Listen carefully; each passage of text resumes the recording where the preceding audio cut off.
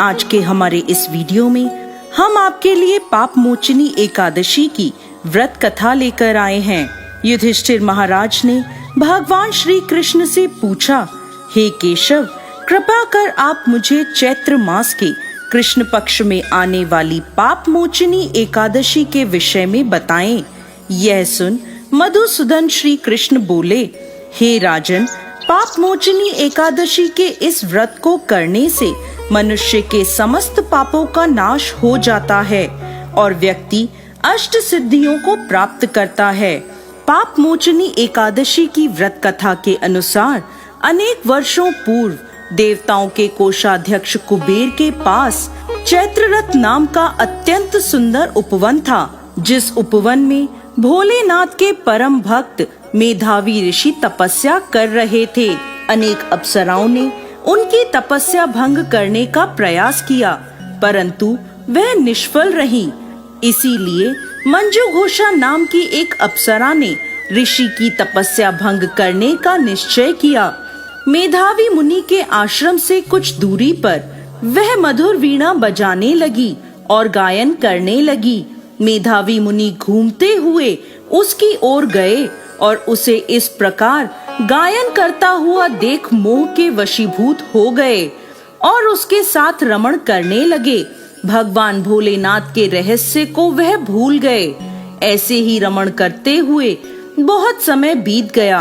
एक दिन अप्सरा मंजू घोषा देवलोक वापस जाने लगी। जाते समय उसने मुनि से कहा, हे ब्राह्मण, अब आप मुझे मेरे देश जाने की आज्ञा दीजिए। तब मेधावी मुनि बोले, हे देवी, जब तक सवेरे की संध्या न हो जाए तब तक आप यहीं ठहरो। तब मंजू घोषा बोली, हे मुनिवर, अब तक न जाने कितनी संध्याएं चली गईं। मुझ पर कृपा कर आप बीते हुए समय का विचार कीजिए। तब मंजू घोषा की बात सुन मेधावी ऋषि ने बीते हुए समय का हिसाब लगाया। तब उन्हें पता चला कि उन्हें इस अप्सरा के साथ 57 वर्ष बीत गए हैं।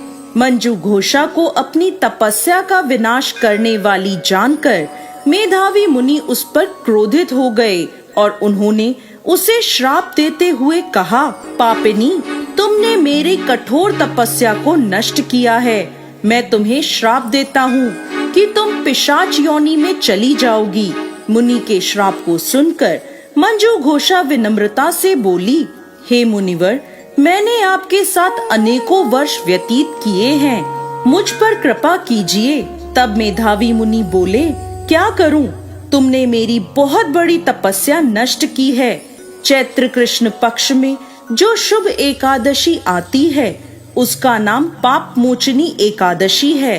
वह सभी पापों का नाश करने वाली है। हे सुंदरी, इस एकादशी का व्रत करने पर तुम्हें पिशाच योनि से मुक्ति मिल जाएगी। ऐसा कहकर मेधावी मुनि अपने पिता च्यवन मुनि के आश्रम में चले गए। उन्हें देखकर च्यवन मुनि ने पूछा, बेटा, यह क्या अनर्थ कर दिया? तुमने तो अपने पुण्यों का नाश कर दिया।